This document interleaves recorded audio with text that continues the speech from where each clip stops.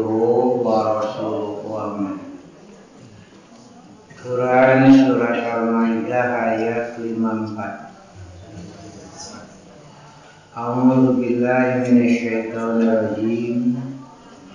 Ya ayyuhalladzina amanu may yartadda minkum an dinihi fasawfa yatillahu biqaumin yuhibbuhum wa yuhibbuna adillatin 'alal mu'minin 'izzatin 'alal kafirin yujahiduna fi sabilillah wala yakhafuna lawmata laim.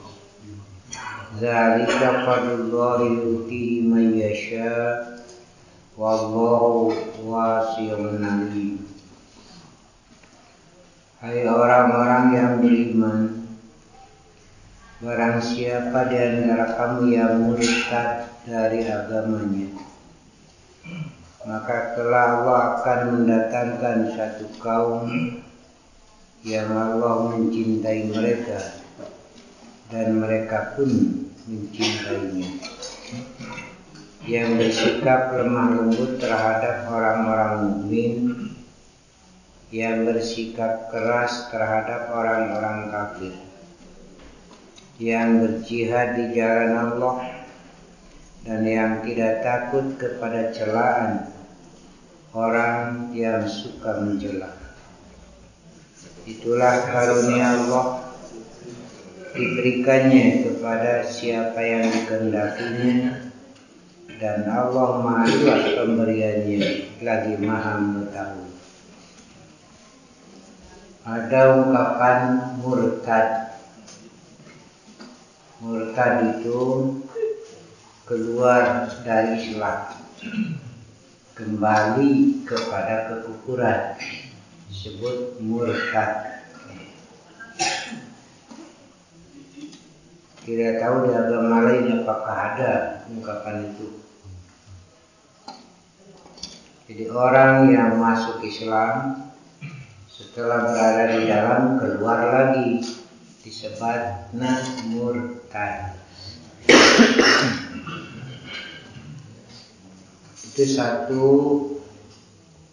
pekerjaan yang buruk. Itu satu kebodohan. Setelah terang malah kembali kepada gelap. Mungkin biasanya hidup gelap, lalu masuk pada ruangan yang terang terserak, terbetah, tergenah, keluar deui. Biasanya orang-orang yang murtad itu karena merasa dipenjara dalam Islam itu, dia menang gitu, akhirnya tidak enak. Padahal mestinya bersyukur dilarang itu. Mungkin karena tidak tahu bahwa itu bahaya jika dilakukan. Dilarang jika hujanan dicari ku kolot banyak tetapi pipanya itu. Tapi anak karena senangnya malah tidak enak, dilarang itu. Ya, seperti itu gambarnya. Jadi biasanya orang merasa tidak senang itu lebih banyak apabila dilarang, bukan disuruh. Kalau disuruh tidak seberapa berat, tapi yang berat itu adalah dilarang. Karena biasanya perkara-perkara yang dilarang itu sesuai dengan hawa nafsu, sesuai dengan keinginan. Nah, lalu dilarang, itu merasa tidak enak. Ini kebiasaan di zaman jahiliyah, berzina lalu dilarang. Itu kan bertentangan dengan keinginan, kebebasan itu. Keluar dari Islam, masuk pada kebebasan. Nah, ada yang murtad itu dengan terang-terangan bahwa ini murtad, keluar dari Islam. Ada juga melihat sepintas atau dohirnya tidak murtad, tapi hakikatnya murtad. Kembali kepada kekufuran dalam akidah. Maka Syiah itu hakikatnya adalah kekufuran. Karena di situ ada kultus. Dan yang paling menyenangkan nikah mut'ahnya. Itu bisa berganti-ganti tapi tidak merasa berdosa.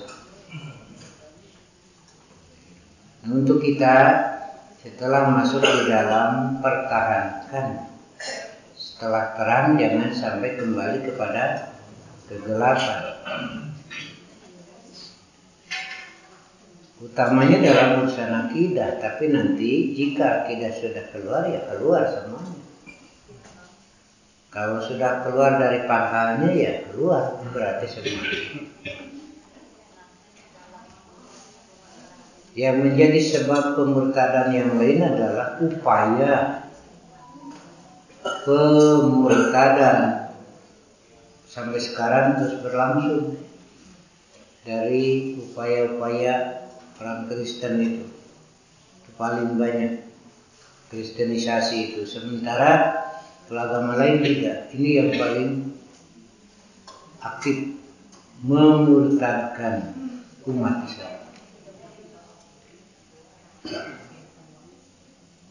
Ya ayyuhalladzina amanu, wahai orang yang beriman, itu kan sudah di dalam, sudah iman, sudah dapatkan sesuatu yang berharga, sangat bernilai dalam itu. Kemudian keluar bayar taddamin. Sekarang itu diantaranya banyak yang diiming-iming dengan uang, jabatan, atau dengan makanan berat. Walau tidak seberapa makanannya, tapi justru yang dilepas yang paling mahal. Barang siapa yang murtad di antara kamu dari agamanya, maka Allah akan datangkan kaum yang Allah cinta kepada mereka, mereka mencintai mereka. Jadi Allah itu sunnatullah yang masuk Islam terus berlangsung, akan lebih banyak daripada yang keluar. Ada yang masuk keluar kan banyak yang begitu. Punya istri muslimat jadi muslim, tapi saja pemajikan anak kafir deh, gitu. Itu kan hanya permainan saja. Itu tidak benar itu.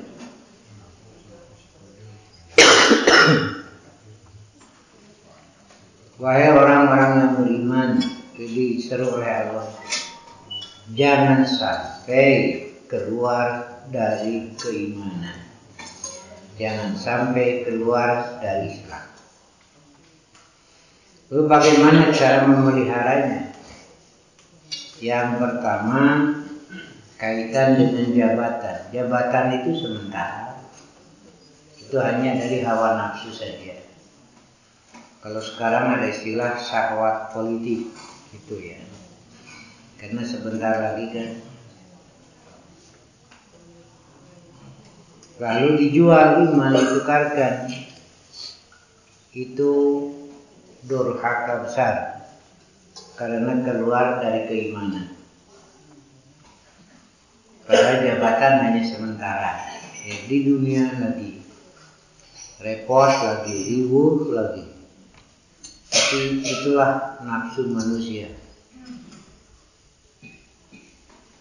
Dongeng hayang menjadi presiden, menang hayang Terus jadi ngobrol ke batur mah lain cenah sugan teh ngeuna ini ngeribu matak cenah aing moal lintuh-lintuh gitu ya. Tapi dipaksakan ya. Ada yang keluar, ada yang masuk. Yang masuk jumlahnya akan lebih banyak daripada yang keluar. Tetapi setelah di dalam, yang di sini kelihatan dari sisi kualitas. Jadi asal masuk saja, asal masuk malah tidak muncul kualitasnya. Akhirnya banyak, tapi bagai buih. Jika mudah, kalau buih itu kan tidak berbobot, walaupun banyak terbawa arus. Nah di sini mestinya ada pembinaan dan lain sebagainya. Maka kita pun mendirikan BMC, Bina Mu'alaf Center. Kemarin juga ada yang masuk Islam dari Cina, Tionghoa. Di sini kan harus dibina, sebab ada yang masuk tapi kadang tidak terbina oleh Quran Sunnah, ikut nanti dinurami begitu jadinya. Akhirnya tidak berbobot. Ini satu kewajiban. Adillatin alal mu'minin, aizzatin alal kafirin. Allah akan datangkan kaum yang Allah cintai mereka dan mereka mencintai Allah. Mereka bersikap lemah lembut terhadap mukminin, kasih sayang dengan sesama mukmin, sehingga digambarkan bagaikan bangunan yang satu sama lain saling menguatkan. Mestinya begitu.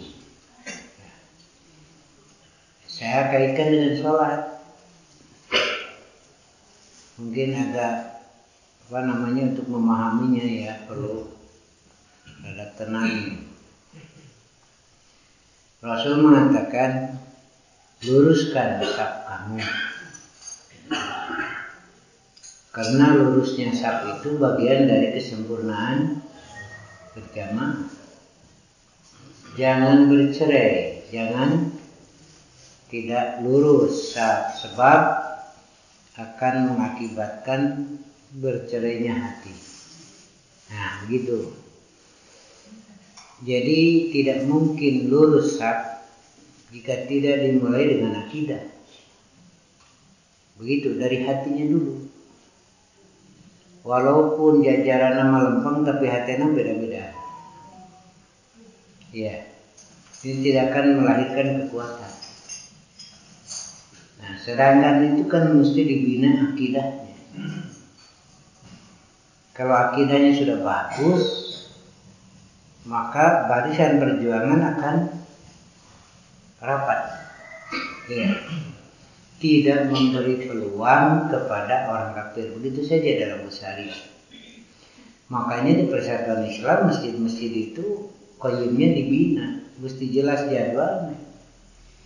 Orang lain ikut berjamaah sholat silahkan, tapi tidak boleh jadi imam. Orang lain ikut mendengar pengajian silahkan, bebas, tapi jangan mengisi pengajian. Nah begitu cara mengaturnya supaya barisan ini tidak diterobos. Karena kaidah itu menentukan. Kaidah itu menentukan. Kita di Mekah meni asa gede THT gigireun salat tahiyat surupna utek-utekan. Kita kan hati tepan beda teh. Padahal jelema hidup geus. Berangkat ke Mekah umroh haji kan ketemu itu hidup geus. Tapi dah gareulis. Cek maraneh nama. Kenapa? Karena kaidah hati di situ, hati. Makanya dimulai dengan rasa yang sama. Rasa itu mesti lahir dari akidah satu. Ketika tugas sampai di Thailand, kadangnya suara beduk meni brai teh geningan cenah aya nya di papai dari salat hayang bari eta we nyaho kok hari pet di kelan teh eta memang asalna pada didinya lain di masjid.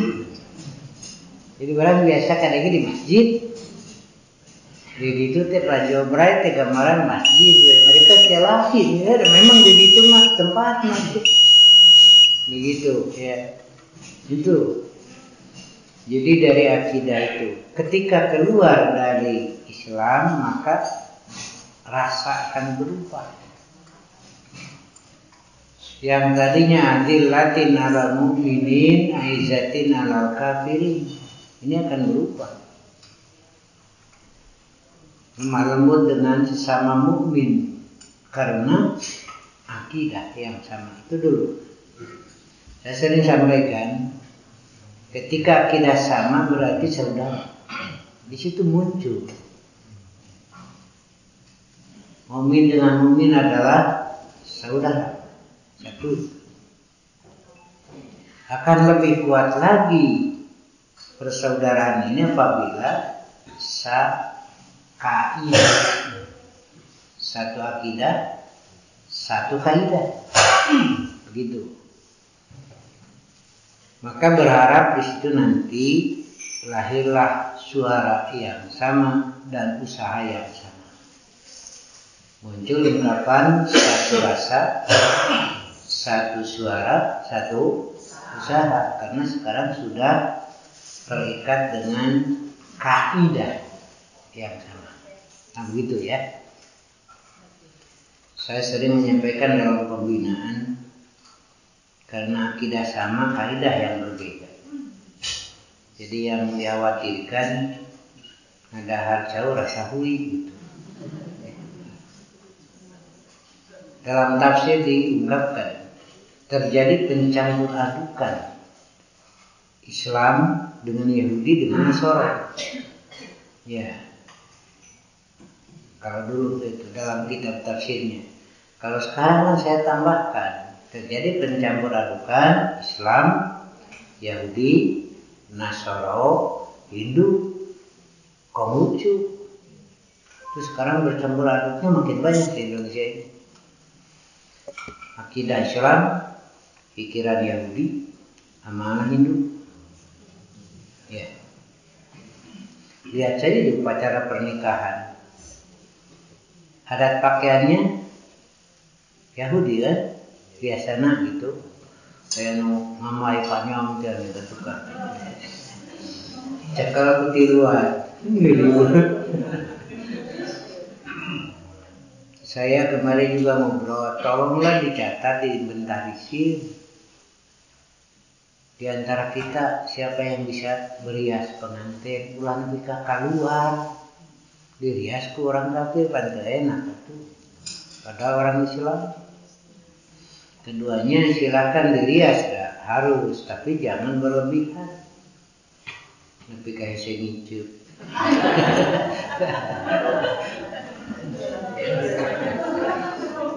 Itu anak-anak saya itu, saya tanya siapa orang rias. Itu saya tanya dulu, saya orang tuanya. Saya titik jangan sampai berlebihan. Cuk mini nanti. Neangan mana cara itu aing berkawin gitu. Sini kareupkeun. Ya pikat teu wahbu barang ningali teh cenah tong tulus. Nah, cenah naon geus disiksa.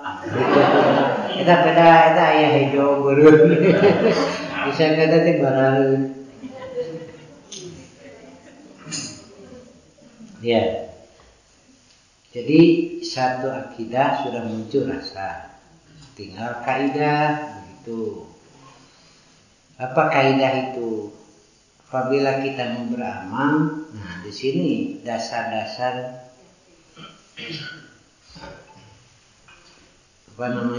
pengembaliannya. Kalau kita berkaidah semuanya rujuk kepada Quran dan itu kaidah kita. Kalau bukan sunnah tidak jadi dasar untuk beramal. Pendapat ulama kita hargai, tapi bukan sebagai tujuan, sebagai tangga. Yang lain menjadikan pendapat ulama sebagai tujuan. Cek ulama oge, cek ulama butuh. Kita menghargai. Sebab tanpa jasa para ulama kita tidak akan sampai kepada istinbat yang ada dalam Quran. Tapi kita tidak menjadikan tangga sebagai tujuan, tapi sebagai perangkat. Nah begitu bedanya seetik. Ya, saya pernah ngobrol dengan orang Tunisia di Mekah. Nah, dalam obrolan itu dia mengatakan, saya tahu Muslim Indonesia semuanya Syafi'inya. Saya jawab tidak. Contohnya saya. Kalau kami di Tunisia Malikiyah, pengikut Imam Malik. Agak bohong juga dipancing begitu. Lalu saya katakan bermadhab itu wajib. Iya, saya setuju. Bermadhab itu wajib. Titik pemberangkatan madhab. Saya beramal ini titik pemberangkatannya dari paham ini, begitulah.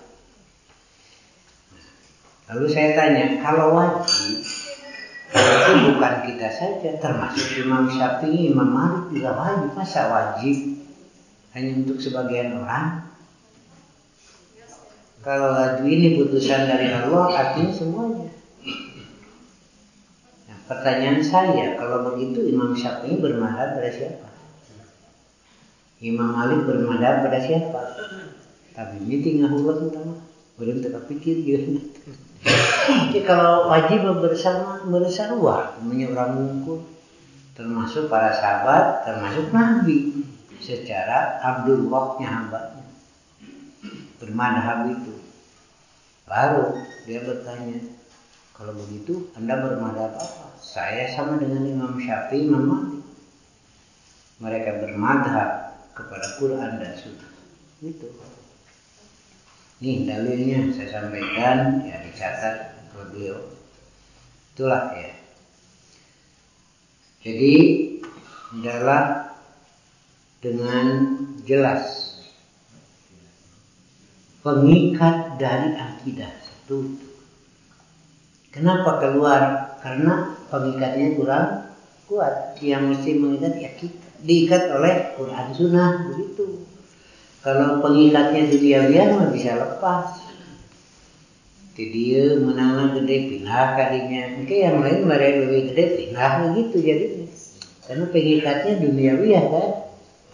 Nah di sini pengikatnya akidah yang harus dijaga bersama. Kemudian diikat dengan kaidah yang sama. Inilah yang sering saya sampaikan adalah bersikap intiwa, tidak bersikap inbisa. Nah ibu-ibu itu begitu di rumah itu, bapak-bapak kan. Intiwa itu bersikap memelihara diri. Senyum silakan, tapi jangan senyum kepada siapa saja. Kebenaran rekena anu geuring hatena itu lain. Ya, ibu-ibu senyum itu bagus, tapi ulah senyum ka tiap jalma, ka tiap lalaki. Kenawe kanu geuring hatena itu lain nantinya. Nah, namanya intiwa. Senyum itu bagus tapi tetap terpelihara, jangan inbisat gitu. Kalau saya gambarkan ruangan perlu udara, ya dibukalah, tapi kapan dibuka semuanya, kapan dibuka sebagian. Masjid ini kan tidak tiap waktu dibuka semuanya. Kapan dibuka sebagian, itu namanya intiwa. Nah, gitu. berserikat dengan orang kafir silahkan, tapi jangan dibuka semua sehingga peluang masuk ke dalam. Akhirnya pikiran dipengaruhi, sikap dipengaruhi, akhirnya mempengaruhi akidah. Dari pengaruh kaidah dulu, geningan sarwa we da sarwa muslim, mitina teh gitu. Makanya cek ulama salah, terus itu sudah mulai terbuka tuh. Saya pernah ngobrol dengan ustadz yang menyatakan bersentuh kulit dengan perempuan itu batal. Kalau kita maknanya bercampur kan. Bagaimana kalau sedang tawaf?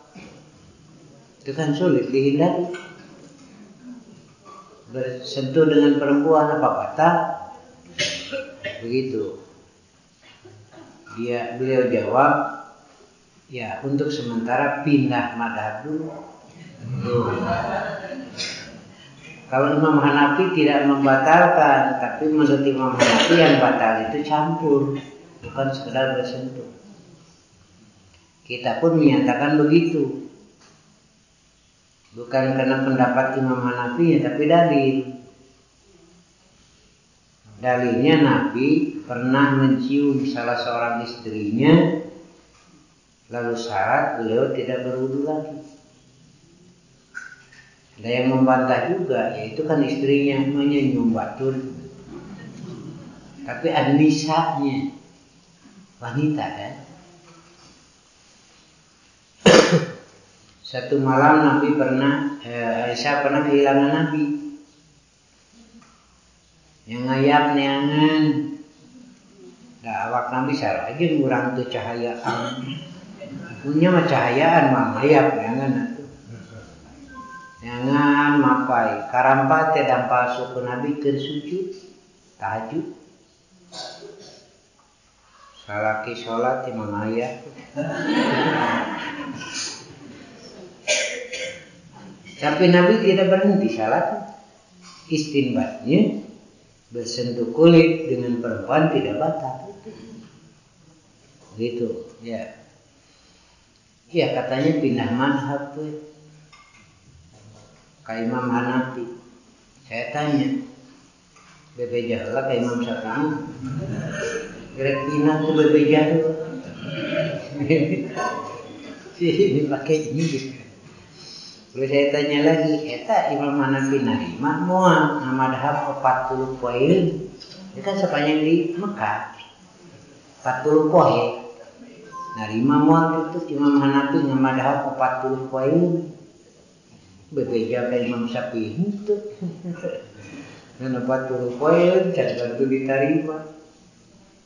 Ada ambekeun oge gitu tong heureuy cenah lah. Dinas kieu mah itu. Iya, serius lah. Saya bacakan hadis gitu. Nah, itu pindah madhab itu baru muncul di abad keempat.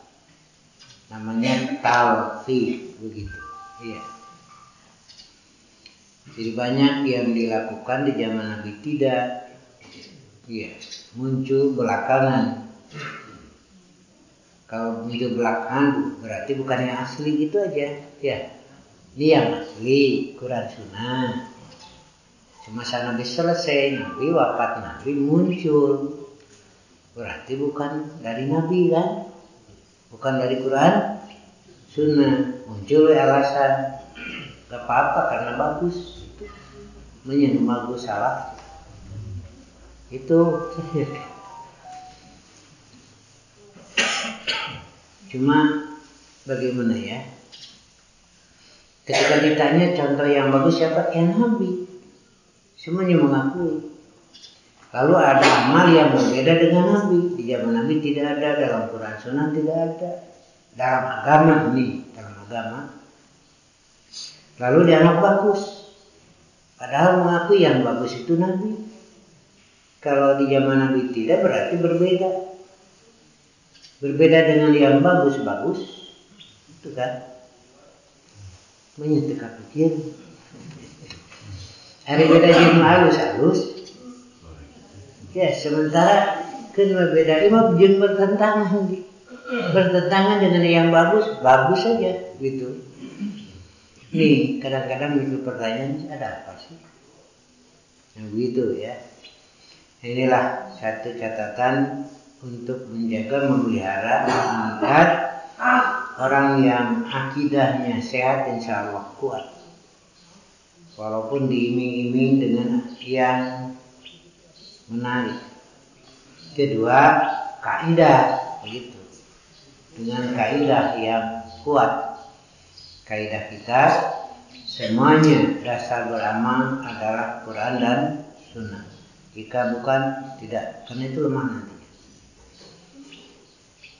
Saya sering mendorong, kenapa sih diikuti saja? Kan kita punya hak. Kalau di saya menikahkan kemarin cucu saya bilang sama petugas, Bapak petugas pencatat nikah. Iya, saya diam ya. Nanti setelah selesai catat, ini urusan saya. Itu. Jawabnya enggak, ternyata ada. Bapak itu. Cuma kenapa kita serahkan pada mereka? Sampai sebelum akad nikah tuh banyak itu bukan dari Nabi, tidak ada. Di Quran dulu tidak ada. Waktu saya nikah, maaf ya, pengalaman ini baru sekali yang saya alami ini.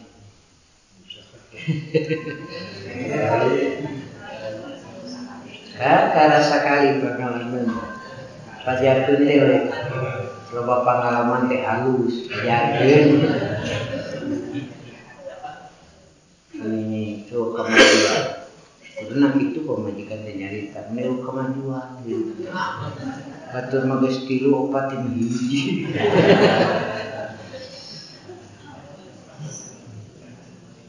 kakak saya ada Ustaz Usman Sadikin waktu itu. Lalu lebih tanya nyuruh saya baca syahadat itu. Saya jawab, nah terpercaya dia muslim itu. Nah cina kia juga udah dan gitu. Setiap baca syahadat dia percaya saya muslim. Kan saya sudah daftar. KTP jelas, mau apa lagi? Ini lembah cina itu istighfar. Dosa namun dia itu dosa apa sih saya menikah? Akhirnya Ustaz Usman Sadikin bilang Kak lebih cicing cina pengatur budak kita. Ini apa sih dosanya? Lalu baca Al-Fatihah, baca sholawat. Ini tidak ada. Tidak pernah terjadi di zaman Rasulullah. Di zaman Rasul itu begitu ringan, tapi memiliki kekuatan luar biasa. Cukup dengan angka tukaka bahasa Arab berarti engkau sok dibacakan kumanehna. Ari jadina panjang kumaha teh. Aku tikakan engkau kepada dia geus puguh atuh. Angka tukaka mas kawinna disebutkan geus menang badami. Riweuh teh. Ya. Itu kan kalau mas kawin itu hasil badami, nanti pihak perempuan mau berapa? Kalau terasa berat oleh laki-laki kan boleh nawar. Setelah disepakati itu habis udah. Nanti kudu ditanya dulu itu ribut. Ya. Pihak laki-lakinya cukup mengatakan qabil tun nikah. Saya terima nikah. Teteh sok dibacakeun ke petugas segitu tapi naik praknya jadi panjang. Iya, inilah ya. Makanya dengan bahasa Arab lebih enak gitu. Kata yang menikahkan angkah tukaha. Aku tikahkan kau pada dia, kan jelas. Lalu pihak laki-laki mengatakan qabil tun nikah. Terima, aku nikah udah beres. Jeung kudu dicekal nanti mana? Itu kita tenang kan? Jeung teu meunang batu nyiksa itu. Gimana? Alasannya harus nyambung. Yang nyambung itu makna, bukan kata-kata. Maknanya bapak nikahkeun hidup ke anak bapak ngaran anu panjang mas kawin sakitu. Jawab teh ku lalakina mangga enjing abdi kadaya kolot. Teh nyambung gitu. Lain nyambung hal tak itu. Pas kontan kudu itu dari mana? Ini kan rekayasa saja. Ini ada yang menggugat saya bab ini karena saya terus terangkan, jelaskan ini. Ini kan ikatan yang kuat memulai di situ halalnya. Jangan direkayasa. Yang hijrah ke Habasah itu ada janda gelis. Ya punten ya bisi simgori ningali eueuh gitu.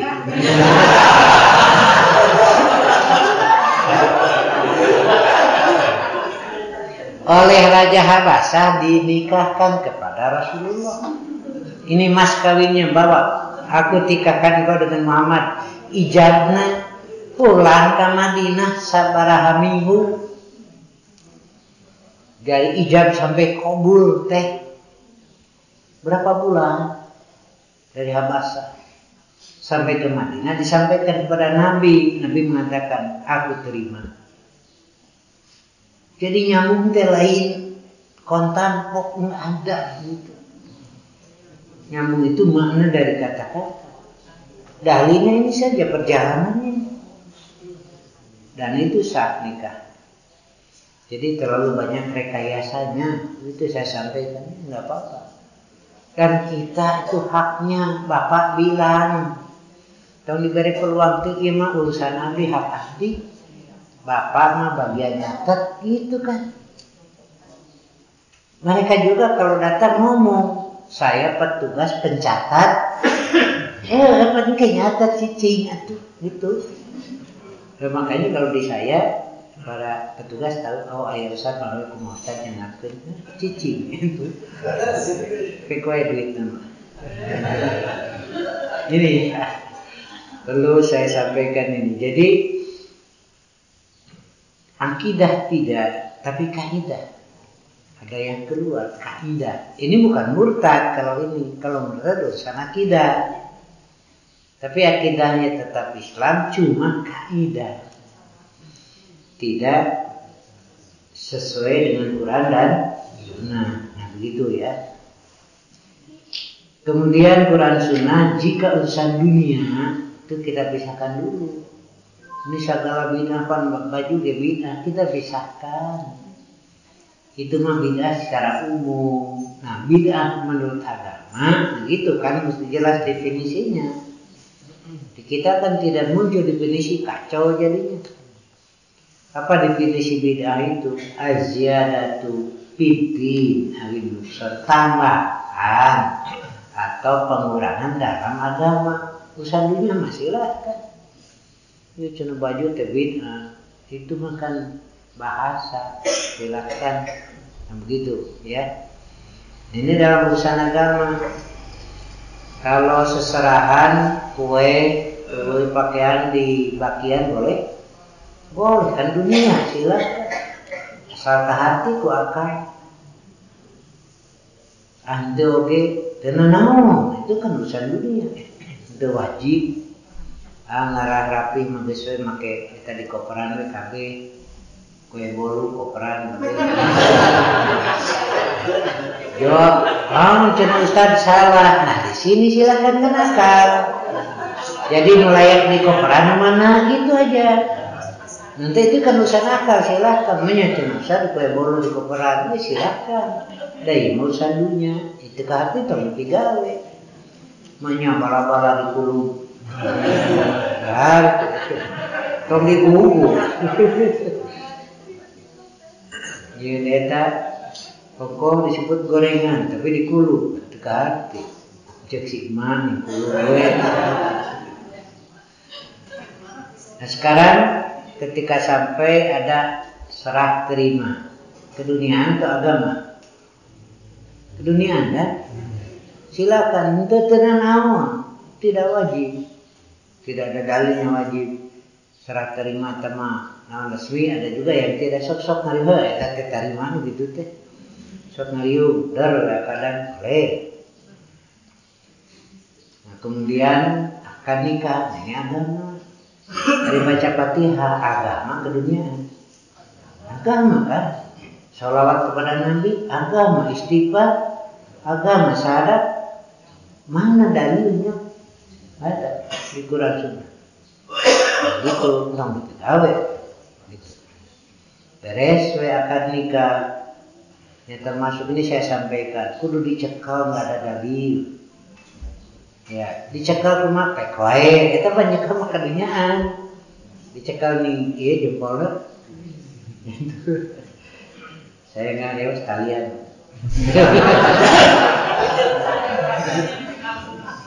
Suka menawai cici gitu ya. Itu kan ponakan saya, pakai dasi gagah, juga mana gitu. Sebelum akad itu masuk dulu ke sini di kaimaya disimpangkeun. Jeung ribut kadinya deui. Bidangdanan deui. Keluar teh geus make eta teh bener keris ya silakanlah ke dunia mah. Dan saya ngareos alus nama jeung kobeng. Kobeng gitu tah geger jadi katingali jeung bengkel. Bapak mah jangan ganggu wae. Nah, inilah yang seri gue. Selesai akad nikah udah. Nggak ada dalil. Kudu tiung digitukeun, Pak. Nyorosot gitu geuning. Terus saya didatang ganggu jeung teh. Bicana ieu atuh gak nyel cinggu gantar. Ribut yang bisa. Ada kan? Selesai akad nikah, lalu ada upacara nincak nuk. Di mana ini? Nggak ada. Kalau ini akidah berarti tahayul, syirik. Kumaha cenah Ustaz abdi kekeu wae kudu nincak nuk. Nah, 3 jam sakuan aja ribut. Mau menegur kayak ribet gitu. Saya kira mawanin, itu daerah Pakidula juga nih dari Cisewu itu kalau nggak salah.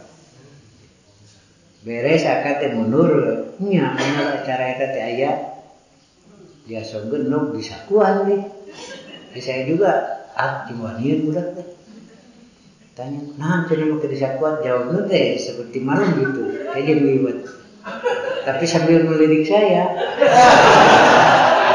Ya cuma dengan ngeunah ya kuring liwat. Nya eta bapak sesepuh nyamperin bapak nyarek itu cipta di masema di batu itu mana we yang nabi mereka nanya we amun gini hari ini tincakeun sanes. Kalau agama mana dalil, kalau tidak ada dalil katin teh ku akal. Ya gitu atuh. Ya mengkol tidinya teh, tapi cenah sawer mah duit teu mubadir. Hatina njak Abu Badir gitu kan? Mana sih Pak Hakiman? Mana? Nah dia rek nanyakeun, "Deui cenah." Ieu sebenarnya di umur batur. Eta jeung itu di pulungan teh. Menang mah 5.000, 10.000 duit kencring mere nyieunkeun gitu. Ka mana we sareng nanya teh? Manya cenah nyieunkeun, bisi nyieunkeun. Kudu marulanggeun lain dina mere eta mah tah ceuk Islam mun mere tong nyiksa itu. Ya saya behere satu Pak dakahan teh ieu mah ngabagikeun zakat we nepi ka anu pingsan korban itu kenapa sih? Nah gitu beres lagi Pak. Nah begitu saja ya. Jadi tidak murtad akidah, tapi kaidah sudah mulai lepas dan muncul kaidah-kaidah lain, gitu. Nah ini juga bisa mengganggu rasa, gitu ya. Ulah nepika dahar jauh rasa hui, gitu. Nah jadi maksudnya Ustaz untuk ngerti gitu. Mestinya kan dari akidah yang itu gitu ya. Mestinya kaidahnya itu. Tapi anehnya akidahnya itu Islam tapi kok kaidah lain. Nah gitu. Atas saja atas lah. Di sini ya kok pada dia pikir. Dia jangan pikir. Bayangkan Bapak atuh hari akarna jamu gerak, hari tangkalna jeruk. Hari buahna mangu pendekati. Hari akarna mah jeruk. Hari tangkalna mangu pamana dia mah. Hari buahna kadong-dong gitu tak eta di urang teh nanti. Jadi akarna mah tapi nah bijil tangkal sejen itu. Nah bijil buahna sejen. Manya aya buah rasana rasa karya enak. Dulu cuma bunga gitu. Sabab karya rasa stroberi. Oh gitu. Payu berasa. Menaya karya rasa stroberi payu lihat. Nah, makanya yang payu sekarang itu banyak yang begitu. Karya rasana stroberi. Nanti ya, ini masih dilanjutkan ke ayat tapi biar teh gitu oke. Jadi ayat karya rasa stroberi payu enak. Kan payu teh itu teh. Tapi lamun karya rasa karya mah kurang. Bukan tidak ada yang berminat dengan kurang. Budak teh ngahuapkeun. Kue anu tutung. Ulah cenah pahit. Nah, gitu. Lalu ditanya, ini karya ngajak dibeli. Sok Pak, jangan bikin setting. Lamun rek ngahuapkeun kue anu tutung ulah pahit cenah. Tapi hari karya ngajak dibeli. Kan tahu pahit. Ya. Nah gitu ya anak dia. Kalau di sini jadi ya.